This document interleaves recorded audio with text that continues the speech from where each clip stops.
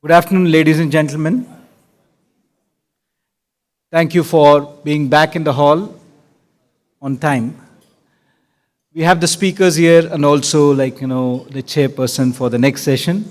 So, without further delay, we would start session 2.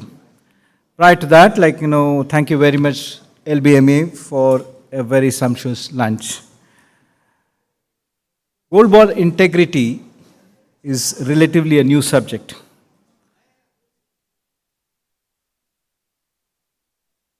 It's also unique as it is a joint initiative of LBMA and World Gold Council. So what is this program all about? What does it mean for ASEAN market participants? How can we be a part of this program? Let's find out answers to some of these questions and many more. To chair the session number 2, Understanding the Significance of Gold Bar Integrity, may I invite Ms. Sakhila Mirza, General Director and Executive Council at Board, LBMA. Joining her in the panel discussion are Mr. Gregor Gregersen, Silver Bullion, Mr. Sachin Patel from CME Group, Mr. Urs Roosli from aXedras, and Mr. David Woodford from ABC Refinery Palian Group. May I request the panelists and the speakers, along with the chair, to come on the stage. Thank you very much. As they come and take the place, a brief introduction before I hand over the session to the chair. Ms. Sakhila Mirza, Executive Director and General Counsel of LBMA, leads on sustainability, notably the responsible sourcing and ESG agenda. Her role also includes leading on market development projects and all the legal and regulatory work. As a board member, she works closely with the directors and the CEO on strategic direction of the LBMA, guiding on the governance and legal and compliance risks. Following the success of LBMA's responsible sourcing program, Sakhila's focus has broadened to ensure that it grows to become the leading industry standard by establishing principal ESG requirements. In addition, Sakhila works on market development projects such as leading the Gold Bar Integrity Program, which focuses on how technology can help address supply chain issues. The global remit of this project and the multiple other complex projects that she works on means that Sakhila is often invited to share her thought on new market initiatives by the stakeholders. Our next speaker is Mr. Gregor Gregersen, founder, Silver Bullion Private Limited. Established in 2009, Silver Bullion Private Limited is a specialized wealth protection company which procures, authenticates, stores, buys back precious metals for the purpose of long-term systemic wealth protection in Singapore. Silver Bullion subsidiary is the Safe House Vault, which is a bonded vault, and the 180,000 square feet vaulting facility, the Reserve. Mr. Gregor's expertise include hands-on development of reliable and secure businesses and processes, business intelligence, banking systems, and web interface development, trade certification, etc. Yeah. Mr. Sachin Patel heads the CME on the metals business. He's the director metals at the CME group. And we are very thankful to him for being a regular contributor for this platform, APPMC. Mr. Urs Roosli is the CEO of aXedras Group AG, a product platform provider based on the latest DLT blockchain technology. Mr. Roosli has been a veteran in supply chain with wealth of experience at Haniel Group, Viamat Management AG, and Loomis International. Since 2019 September, he has been part of aXedras AG, Group AG, connecting and digitizing the bullion markets. Mr. David Woodford is a Chief Commercial Officer of Palian, parent company of ABC Refinery and ABC Bullion, Australasia's largest independent precious metal services group of companies and the parent company of LBMA Good Delivery Refiner, ABC Refinery.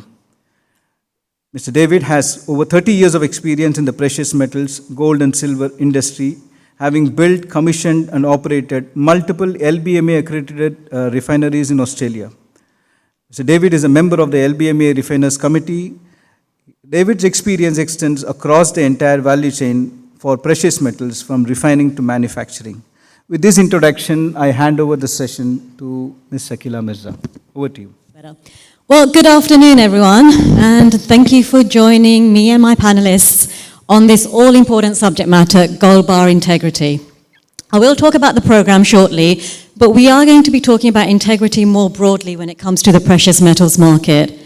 But before I get going, I'm going to do a quick fire round question with my panelists and actually ask them the question, what does integrity mean to them? So let me start with Urs from aXedras.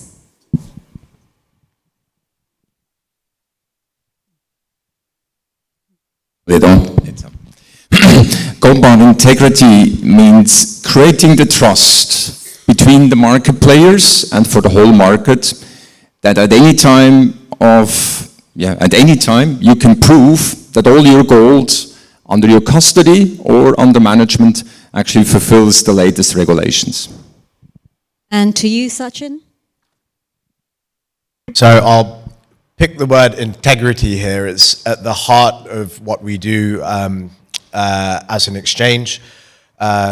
You need integrity of the underlying that you're trading. You need integrity at the prices you're executing at.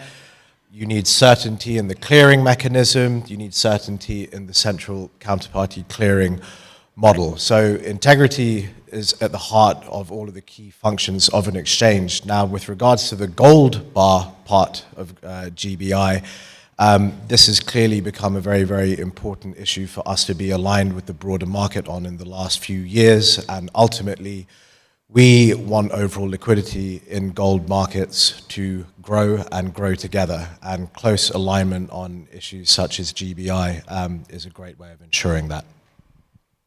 And Greg, to you? Yes, to us, we're in the business of essentially storing gold and silver for clients for the long term. So building trust is very, very important. And the best way we found to do that is through transparency. And in our particular case, the question comes up, how do I know that how many clients you have, how much gold you have, and how can I make sure that that gold bar is indeed there backing my assets and not somebody else's at the same time. So for us, that's something which we call proof of reserve and how to prove that. And that essentially has been our biggest challenge, making sure the gold is pure, as well as proving that everything we say is supposed to be there is indeed there, and do it in a way that we cannot cheat. So building systems that prevent us from cheating essentially are systems that ultimately end up creating trust in the client. And that's in many ways was how we managed to be successful in this industry. And David? Sakhila. So it's pretty simple from a refiner's perspective.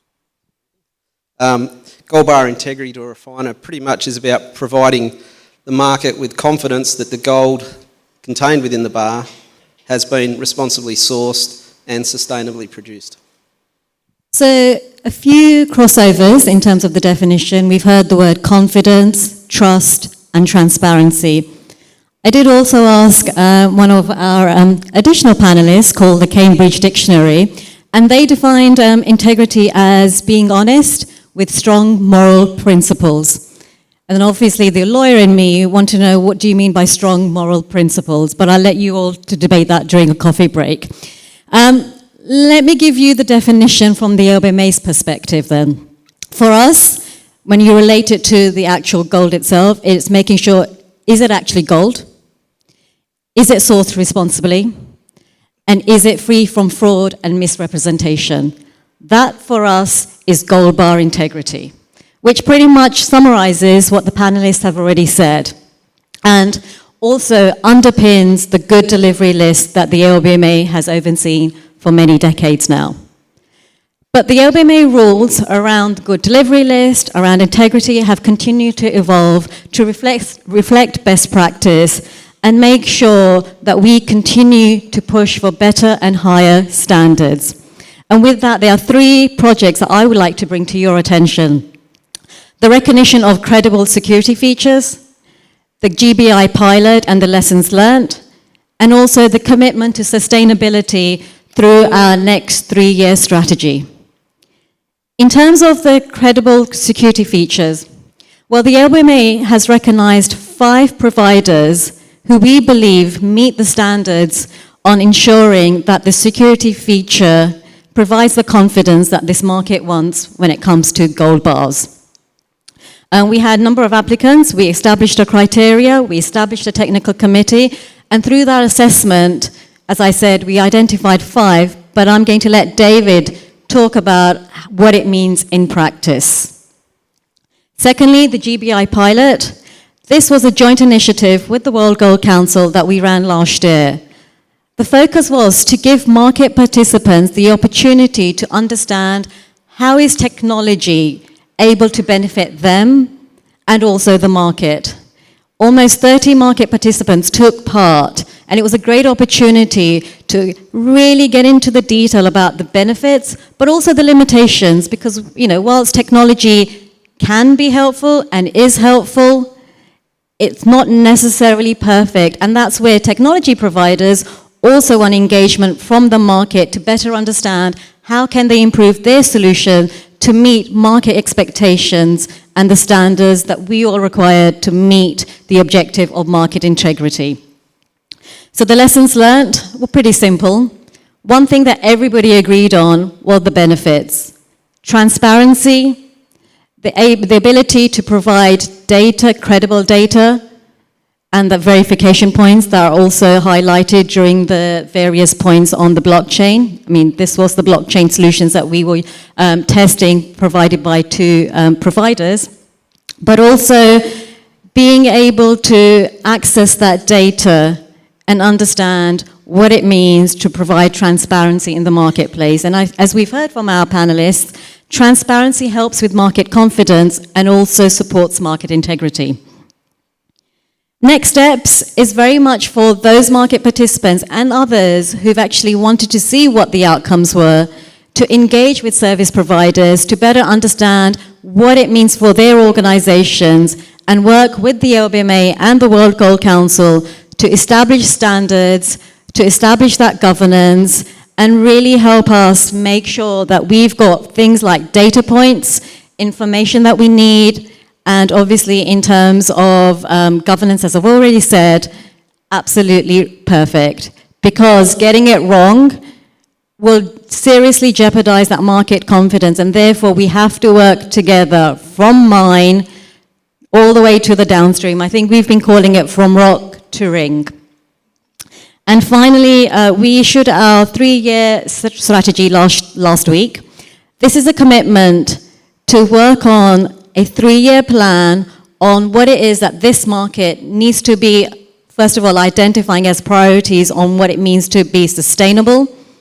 Secondly, to then deliver on that work plan by identifying the right experts, the right groups, and then coming together globally to deliver on those work plans. And then finally, delivering. So this strategy was only launched last week, so please get involved, give us your feedback. Have we got the priorities right? If we haven't, please give your thoughts on what is missing. Or actually, is there just simply too much to be focusing on 3 years, and we do need to limit our focus a little bit? That's also very possible. We are trying to be ambitious, but we also want to make sure that we are delivering against a real commitment and a real shared commitment. So that, to the LBMA, is integrity. That's all the work that we are doing to support it, but we're not doing it alone. We need engagement from across the supply chain, across stakeholders, to make sure that we get this right, but we get it right together. So I think that's enough from me. So I'm going to nicely hand over to David, one of the good delivery list refiners who have been working with us through these various initiatives, and who can give you a bit more of a refiner's perspective as to what they are doing and how they plan to deliver.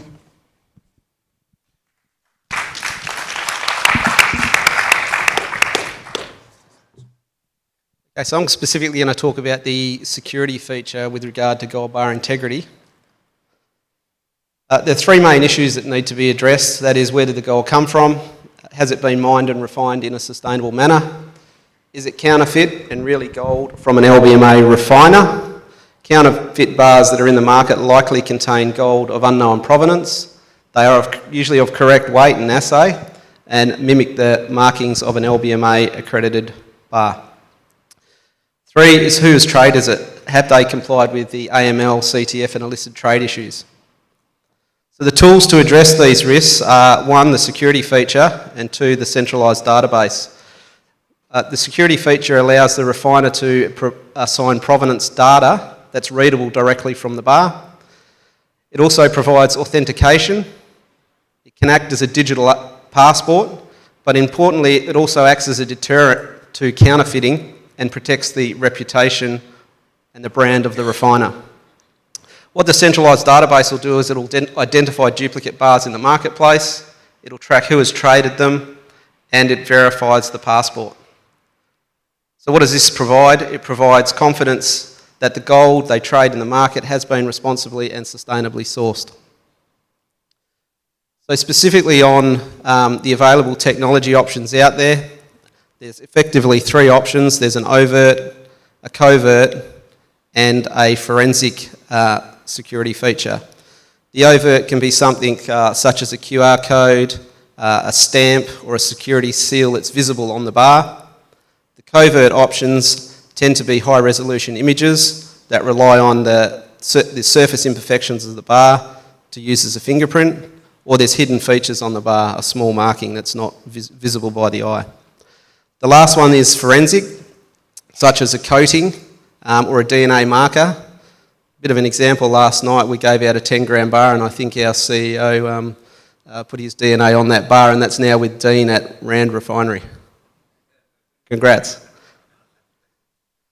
Moving on to what refiners must consider when they look at the impacts of the technology. Firstly, it can't impact the quality of the bar. It can't affect the weight or the purity of the bar. When is it applied? It has to be applied whilst inside the refining operation. Will it last the entire life cycle of the bar? Is it readable under normal vault conditions? The infrastructure costs associated with the equipment setup and the technology, it can't be onerous and impact the cost of the bar. And obviously you want devices that are easily used by the vaults, that are not costly and easily adaptable to vault environments. And it needs to be integrated into not only your internal systems but external systems with the centralised database. I see the main challenge is the multiple technologies out there in the marketplace. So currently there is 3 different types of technologies approved. The choice is with the refiner. Will the vaults want multiple technologies in their hands to authenticate bars? Question mark. The approved technology one is a micro attachment. The second one is a high resolution image, and that's being used by multiple refiners in different ways. And the last one is a topical application, which pretty much relies on a marker, a solution that's poured on the bar, and a marker that can be detected. So what did ABC Refinery do with its technology choice? We developed a covert imaging technology with an Australian company called ProvCheck. Basically, you can scan a bar with your mobile device and it will authenticate it. It meets the minimum requirements. It's a multi-dimensional imaging, so it's not one image is taken, there's multiple images taken. It's integrated directly into our production line, so as a bar is produced and comes off the back end of the line, it goes through a scanning device, which then obviously uploads the data into the cloud. We also assign provenance at that point. Now we can assign whether it's a single mine source, whether it's commingled, country of origin, etc. We can also assign production data, what equipment it went through, who was the production team on at the time. It has no impact as previously described, so weight, purity. The aesthetics of the bar is important to us, so it has no impact on how the bar looks. It's robust, and as I said earlier, it operates on a mobile app via a camera on your mobile phone. But we wanted to go further than just meeting the minimum requirements. We also wanted the technology to detect tampering, and that's why it's multi-imaging. So we're taking all surfaces of the bars, and any change in that surface would highlight the potential of tampering. We've known previously in the market that tungsten inserts have been put in bars. We're looking for that type of thing as well. It needs to be, for us, we want it to be usable upstream with the doré provider, so the primary producer at the mine site. We wanted them to use the same technology. They scan the bar, it arrives at the refinery, we scan it, we authenticate it, and we confirm that it came from that particular mine site. And importantly, we want it to integrate. I said there was multiple technologies out there. We want it to integrate with other security features. So we may also go with a visible feature on our bar, which gives it another dimension and just improves the security of it. That's me done. Thank you.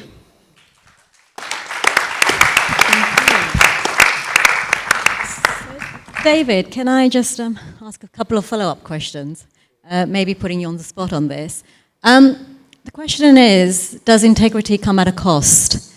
Clearly, somebody has to pay for this. Are your customers, are you guys absorbing it? How are you reflecting cost in this? So unfortunately, the refiner seems to get squeezed in the middle. So when it comes to responsible guidance, the impact of the cost on the refiners was on the refiners. We're now looking at, obviously, security features. There's a cost impact on implementing those security features, and they're not insignificant. To develop this type of technology costs a lot of money. No, we're not passing it back to our customers. What we're hoping is it provides confidence to the market whereby our bars will be demanded because they know that they can authenticate and see the provenance within that bar. On the central database side of it, I have some questions, but I'll leave that for Urs as to the cost involved in setting that up within a refinery. Obviously, there needs to be an API. Who pays for that? You might as well hand the mic to Urs then. All yours, Urs. Thank you. So let me quickly introduce our solution. What we talked about, heard a lot about this central database. It's to have the proper understanding, yes, it should be one database. Technology-wise, there are different types. It could be decentrally structured, but it's a central database. So what we are talking about, we are talking, if the slides move, yes. So aXedras provides a holistic solution covering the whole value stream of the whole market. Means you see on the bottom, the product is the Bullion Integrity Ledger. As the name says, it's a ledger, means it's a combination of the different players. So all the players along the value chain can use the same platform. And it starts with the upstream. Here we have different types of material. It can be mined material, could as well be scrap, or it could be recycled material. These suppliers, they register this supply material and ship it to the refinery. As we heard before, David, today the refinery is confirming the product and with this kind of capsuling this information status. This information, we call it the provenance record. And this information is then not to be tampered anymore because that provides the provenance. Now, the refinery continues because now the refinery gets the possibility to map these provenance records to the final products. That could be a one-to-one relationship, so you have one mine source to the final products. Could this be a one-to-multiple relationship? They have different supply sources. At the end, you have kilobars here shown, which then each of the kilobar have this provenance record attached. So these kilobars, they continue floating in the market, in the circulation, or even go back to be remelted. Now, what's the benefit? The benefit, like the end investors or a fund, can verify this information, what's the provenance record about, themselves. They don't have to go back to the refinery and ask, what's this bar about? This is applied that each bar does not have a paper certificate anymore, but does have a digital twin with it. So if you get bar shipped to you, you don't not only get a physical bar, you get as well the data attached to it. This digital twin gives you the information about the provenance record, what we saw before, created by the supplier and the refinery. Gives you as well detail about ESG data like carbon footprint, etc. As well a chain of custody information, and very important, refers to the security feature applied. You heard before that there are multiple security features out in the market, so you need to know which to cross-check or which to check. So as a result, we have now for new or for existing bars, we have got a digital twin. Now, how to imagine this centralized database? There are some points which are very important. You see this here in a slide where you show the value chain from a supplier, logistic, refiner, and a bank. If you join the ecosystem, you will get your own database. Means you share data with your own database, which is kept in your control. So there's only one interface you need to do between your ERP system and that database. Then you decide yourself with whom you share the data. So by uploading the data to the platform, you are not automatically sharing with the others. You still need to define with whom you're going to share that. With this, the confidentiality is absolutely secured. Second, there's no centralized data holder. So there's no one centralized database which then could be attacked and then they would get all the information. So the data remain at your own database. That's why it's called decentralized. And third or fourth, with this transparency creation that the data cannot be manipulated anymore, we have the transparency on the product, but the business relationship or the ownerships, they are not, I again repeat, they are not reflected here because that remains confidential between the business parties. So what did we do? We tested our solution during the GBI pilot with more than 30 players. We had 7 mines, 9 refiners, 10 banks, and about 4 logistic parties all over the world. And this was successfully completed. Successfully, very important to confirm the confidentiality of the data and the transparency on the product. Now, as a next step, we are providing that solution for major gold funds because they need to have reporting tools, analytics tools for their holdings, which they have across the globe. Like information, what's the production year or the year of production, what's the country of production of their holdings, they get this now in real time. The second stream, very important, we're onboarding the mines. We have a program together with the mines that we digitalize their supply chain, to digitalize the process, how they send the physical goods and the data attached to the refineries.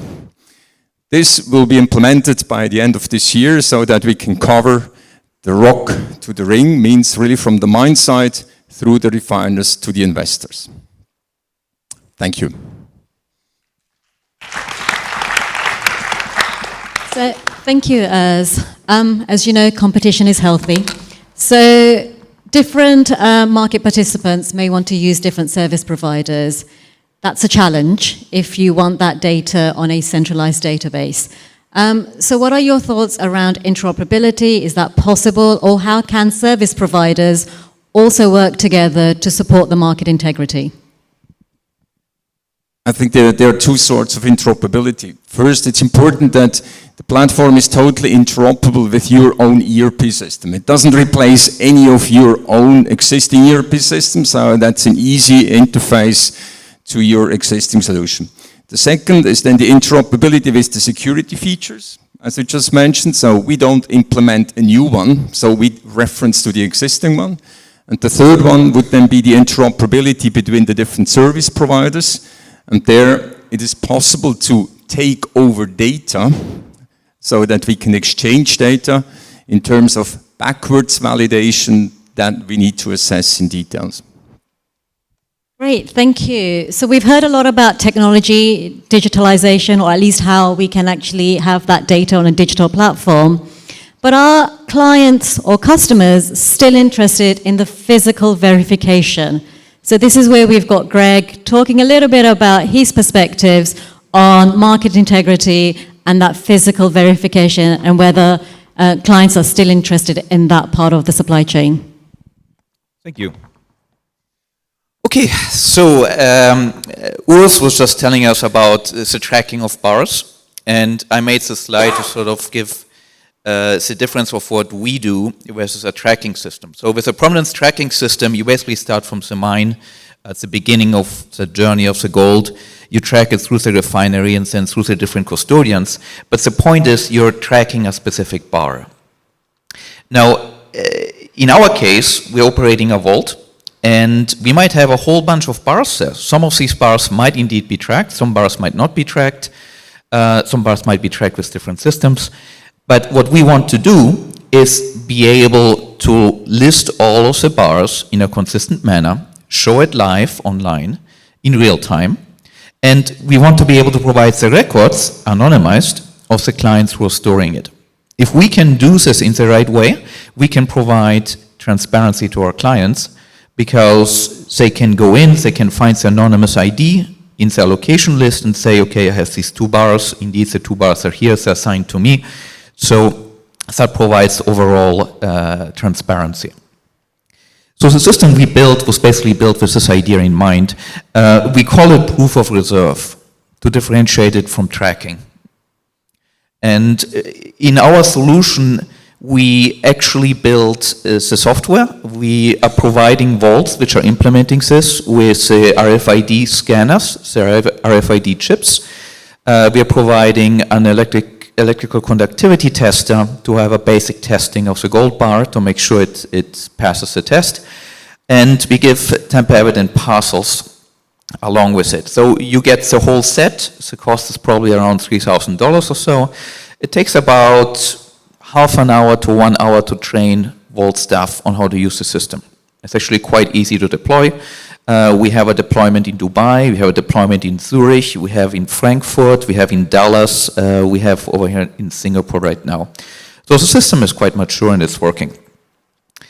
Once the data is in the system, you have many ways of showing it. This is one implementation that we're using internally at Silver Bullion right now, where essentially you have a screen where you show all the bars. You can see it by vault, by brand, by country, by size, or some other criteria. In this case, I'm showing it by brand. You can click on one of these to get the list of bars. For example, if I look at the total amount of bars, I've got, say, 36 kilos in this case. I look at the amount of claims against these bars. I'm having about 30 kilos, 29.964 grams. So I'm having more assets than I have claims against it, so I'm all okay. That's the transparency we are wanting to provide. The interface itself, you can essentially say, click on metal or bars. You're going to have a list of bars that are part of it. You can then click on one of the specific metal or bars. You get a photo. And more importantly, and that's where the uniqueness of the system comes in, you get a list of events. So my background is data architect. I deal a lot with data structures. And so over the years, I learned how to build systems which remain consistent over time. And the trick basically is to make very long, thin tables in your database, not big, broad ones. Because if you use these structures, you can build systems which can change over time and remain consistent. And from an inventory system, from a tracking point of view, having this event structure is very interesting because you can make events as and when you need it and create new events without changing the system. So in our case, if you're a vault, you will be orange. As a vault, you will have a scan event, which essentially means you're putting the physical data of the bar. You can optionally do an assignment event, which means me as a vault, Safe House Springs, or whoever it is, would say the custodian of that bar is XYZ. Then XYZ can come in, which will be colored as gray, and say, me, XYZ, am going to encumber that bar as being part of this ETF, of this token, of this collateralization against the loan. Because one thing that we want to address is preventing multiple encumbrances on the same bar. And so with this system, that's an attempt of essentially trying to address this issue. At the same time, you can have specialists coming in. For example, this system can work with art pieces or with other items. You might have an auditor coming in. If the auditor has access to the system, they can scan the bar, physically being there. It will be a green color to say that auditor XYZ scans this bar physically. If it's not a gold item and it has a valuation to it, we can have a valuator value it. This is very interesting for the art world, where you might need 3 or 4 different art valuators. What this system is very good at is in recording without question that person A or entity A said XYZ about this product. And that's where the tamper evidence comes in. So in other words, when somebody makes such an event, the event is broadcast on a public blockchain with the hash information in there. And if you're familiar with hashes, it's basically a data signature of all the component parts of that event. You can upload a document and other things, that becomes a hash, in turn that becomes a hash on the blockchain, and we can essentially prove that that data has not been changed. The reason we did all of that, if you ever have an argument between 2 parties, one of the parties is likely, the lawyers of that party is likely going to attack the system and say, the system was changed. How do you prove the system has not been changed? And that's where the architecture of the events we build is essentially made public, is then hashed and sent on a public blockchain. The data which we don't want to make public, we are hashing it. So for example, the operator who scans that bar, his name is recorded in the system. But we are not making it public. Instead, we are hashing that data along with a SALT value, which basically we are creating a bunch of gibberish, which we can use to prove that the person doing this was Thomas Mann at that point in time. So as a court order, we can provide the data, and because it has been put on a public blockchain, we can provide that indeed there was the real data. So that is the system. And to make a summary of its features, we are basically digitizing assets in vaults. They can be fungible like gold, or they can be unique items like art or luxury items. It will track encumbrances, and it can handle data such as entities that provide provenance information, audits, valuations, or other events that might be coming in the future. Some of the key characteristics, it's the vault operator itself who enters the data, so there's no middleman in between. It's tamper evident by virtue of the blockchain hashes being written. It's real time, and it can be part of a bigger ecosystem. It can work with other systems, whether it's aXedras or something else, because these systems will come in as a type of event. And then you can just filter the data and say, I only want to have bars which have passed aXedras quality standards, for example, or which is deemed to be green gold by party XYZ. And that makes the system very flexible. And then lastly, if anybody is familiar with Chainlink, that is essentially one of the preeminent companies which provide interoperability with smart contracts on the blockchain. This system is supported by Chainlink to do it. So yep, that's pretty much the summary of what GramChain is.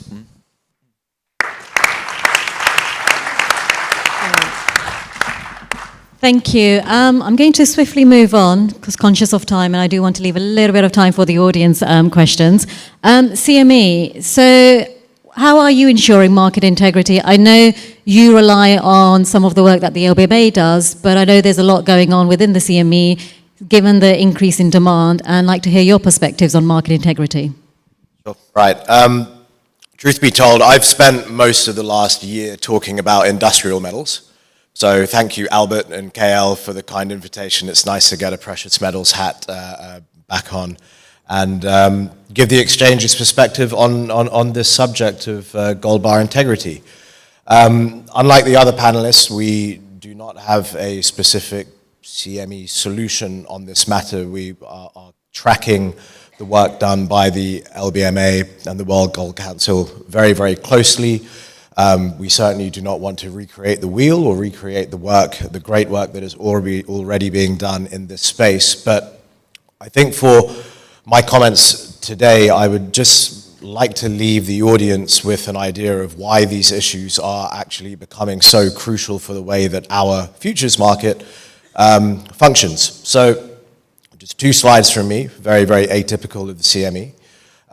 The first one shows the overall amount of physical inventories that we hold in our gold depositories in the New York area.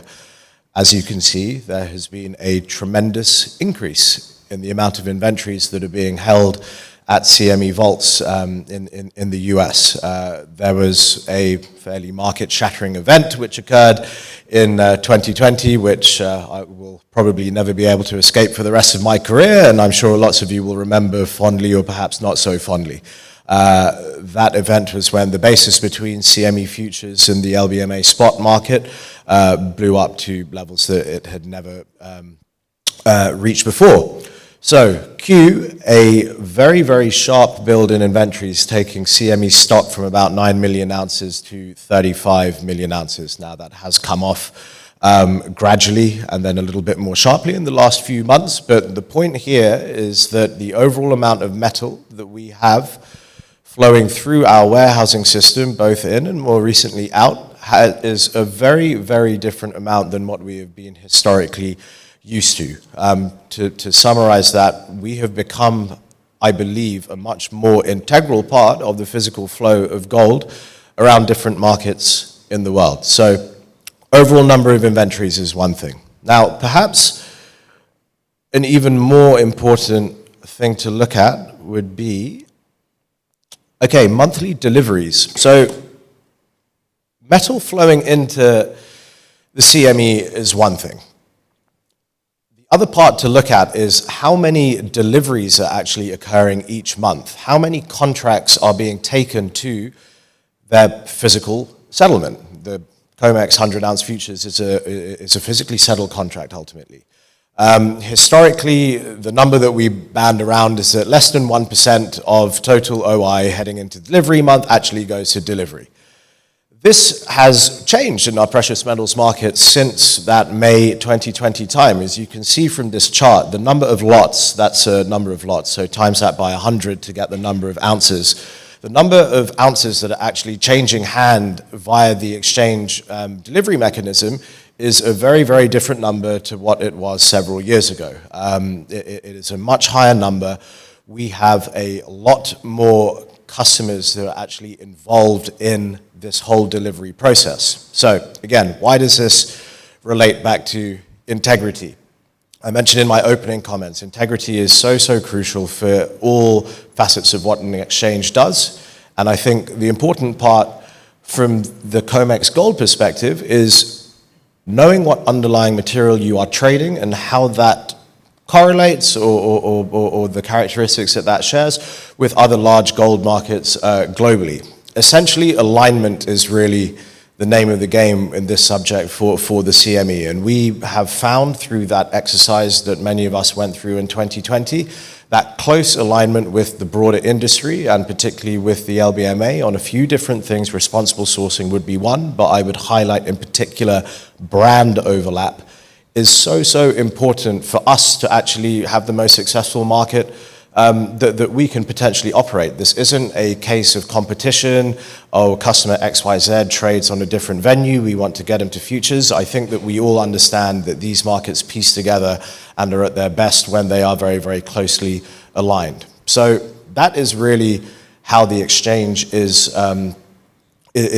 viewing this idea of integrity. It's close alignment with adjacent markets to make sure that that flow of metal from New York to London or New York back to Asia and so on and so forth can be as seamless as possible. And then, you know, from our selfish revenue perspective, the volume on futures will come. But this is a much, much bigger thing than how much average daily volume we have going through the CME market. It's about ensuring that the gold market globally is connected as tightly as possible. So I will leave it at that to make sure we have time for questions. In general, a great knock-on effect of charts such as these is that the participant mix in CME metals that are actually getting involved in the delivery cycle is a very, very different participant mix than what it was before March 2020. So thank you.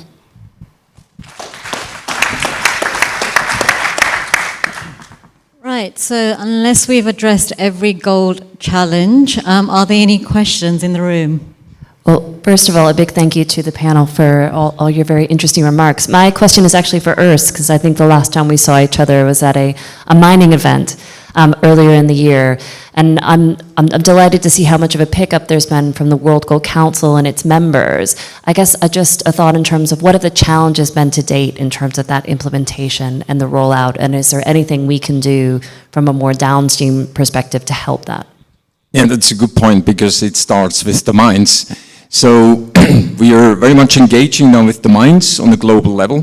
There's a program in place which is already on to onboard, let's say, a number of 5 clients to start with, and that spread on a global level. So we've got mines out of US, of Africa, of Asia, so that we can really document the sourcing. And then once that's really proven to the whole mining industry that there's no major obstacle, then the other geographical periods will as well come on. Generally, it's important to know that the mines, they really want to record the documentation as they have legal requirements themselves to inform about what they mine and what happens with the gold. And doing this in a standardized way with an easy platform helps it to bring a certain data standard in it. So the response was very good, and we are now on the implementation phase. Thank you. Any other questions? I'm sorry, it's a bit of a provocative question, but there are initiatives more on the security feature, and as David said, this is going to be a sunken cost for the refiner. I think we are all aware of that. Now about the database. Who is going to pay for that at the end? And it's a question I'm literally asking for the 4 last years, and I never had a straight answer. So perhaps that today we will have a little bit more information on that. Yeah, I can just give you a bit of a de-alarm. It's not a super expensive database, and it definitely will not have an impact on any kind of gold transactions. So I can say it for our model, it's a yearly small subscription fees, which for mines, which is for refiners and as well then for banks. And the subscription fee is really limited or defined by how much actually the solution is used. So you're not looking here at huge amounts of costs, and not that it has an impact on the gold physically traded on the cost side. So it is shared between the different segments. And what we saw is as well that there's a certain cost in some thousands of dollars in terms of subscription, but there are efficiency gains because now you get the data in these data standards which you can continue to use. So there's a small cost to apply, but on the other hand, you have efficiency gains for your internal process. Thank you. But there is also cost associated, for example, with the destruction of the bars from the database. Those are costs that have to be added, taken also in perspective. I'd like to follow up with David and ask him a little bit what is his view on how to pass somehow those costs to the downstream. That's a good question, Jonathan. I don't have the answer to that. So somehow we've got to recover that cost. I guess the way we look at it is that our product may become of more value downstream when it has assigned provenance data to it. You know, if we're assigning a single source mine, you know, we're all talking green gold in the market. We're hoping to see the benefits downstream. I don't think the miners are going to pay for it. I mean, my concern is the API. So we've got to talk to, if it's aXedras or whatever central database, we've got the cost of implementing, you know, we've got our own internal ERP system. It needs to talk to it. Who's going to wear that cost? And I assume the refiners are going to wear the cost like they do all the time. I mean, on cost, let's address the other panellists. It's an elephant in the room. So, Greg, what are your thoughts in terms of the cost? Who's paying for it? And I guess why? Well, I think for our case, it will be pretty clear. It will be the custodian. So if you're running an ETF, if you're running a savings account, and you want to have the transparency, then you ought to be paying something to provide the transparency. So the custodian will be paying for that. I think for gram chain, it will be mostly, the costs are not very high. I mean, setting this up is probably, in terms of material cost, maybe $3,000 or $4,000. Then every time you have an event, it's being sent to a public blockchain. We are not using Ethereum because the costs are too high, but there's plenty of other public blockchains out there. So maybe you're talking 5 cents or something for scanning of a bar. So I think it's a negligible sort of cost, assuming your bar is $80,000 in value. So it's really something that can be integrated pretty cheaply. Plus, custodians tend to have the higher margins. You know, so have the money to pay for it. So who's put that on record then? Sachin, did you want to add to this discussion around cost? Anything from the CME's perspective? Well, typically from our perspective, again, going back to the whole angle of storage and warehousing, that's an obvious cost which links a few of us together, and as an exchange, we unlike some competitors, do not actually take any revenue or profit out of these services. So anything which starts to get inbuilt into what we would have in our delivery procedures has typically not been in any way been passed on to customers. Deliveries at the exchange have a fixed fee, which is all very public and actually tend not to really move ever, certainly in my experience. So we always try and look at these in a very commercially reasonable manner and not add things on which really should be down to the exchange provider and our logistics and warehousing partners and further up the supply chain to actually manage between us. I don't think we've necessarily solved the problem on cost. All we've heard, it's all very commercially competitive. But of course, devil's in the detail. There's still a lot more to understand in terms of, how does the cost model affect each market participant? But one of the main points, at least I believe, that we need to be looking at is how can those costs be shared, rather than focusing on a particular point in that supply chain. So we've got 4 minutes. Otherwise, I'm going to wrap up with my final question. But any other questions? So we didn't prepare this question, but I'm going to just ask it. So I'll start with David. What's one of the biggest challenges you're seeing to market integrity? Getting the technology right and having it integrate. Sorry? Getting the technology right. So you do think there's a strong role for technology? We need the technology is what you're suggesting? Absolutely, yeah. As? I just want to add here, if you hear about the database, everybody is very much afraid it's a huge project. It's not. You can take it like, how do you eat an elephant? You need to slice it into pieces and then make it digestible. It's a project which goes over time, and we can start with smaller volumes. We can start going for automated data exchange step by step. So I think it's just a process which we can start, and we're happy to support that. And it's not, as you said, technology will help you to be more efficient, but you need to do it right, and then it really helps. But it's not a huge project as such. So from my perspective, I mentioned that the presence that we have in physical markets and the people that are actually involved in those markets is a very, very different landscape to what it was several years ago. So I would say that the biggest challenge has actually been one of education. Speaking with a fund or a physical market participant who has not had much or any experience with the CME previously on exactly what they can deliver in and what they will be receiving out to then ship back to other markets in the world. I think understanding the differences and nuances between different marketplaces and also some of the CME specific things in regard to our own chain of integrity and how gold gets from refinery A to CME warehouse B via whatever route it takes has definitely been something that even seasoned traders have needed quite a lot of education on. So these are great problems to have because it's indicative of how our marketplace has grown beyond more traditional market participants, but is still something that is really, really crucial to make sure that the education piece is there. I think the biggest problem is inertia. As a company, we have to ask yourself, do you really want this transparency? If you do want this, the technology is there. aXedras, other solutions and so on, are very capable. They've been tested and retested, and they can be rolled out. But oftentimes, we tend to leave the decision for next week, and then it becomes next month, and then it becomes next year, and then we come back here the next year, and we see, oh, where did we go? Oh, we kind of forgot about it. Well, it's inertia.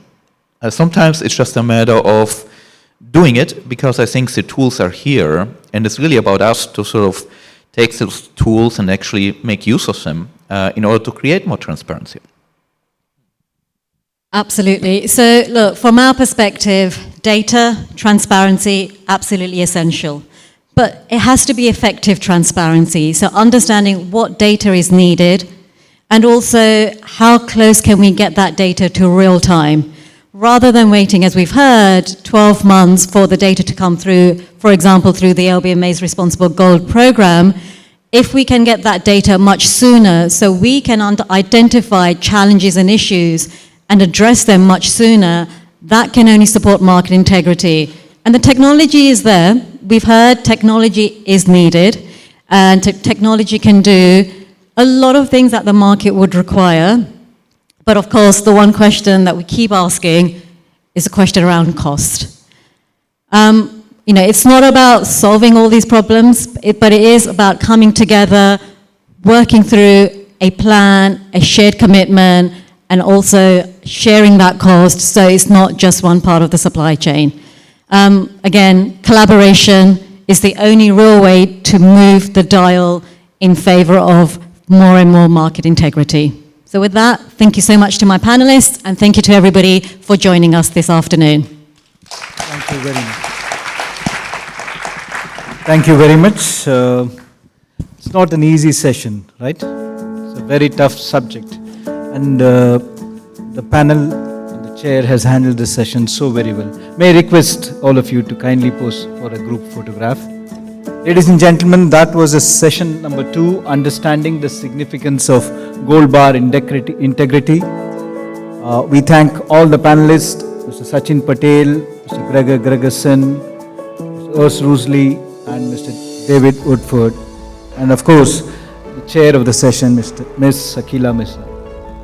Thank you very much. Thank you. A big round of applause to each one of the panelists. Thank you.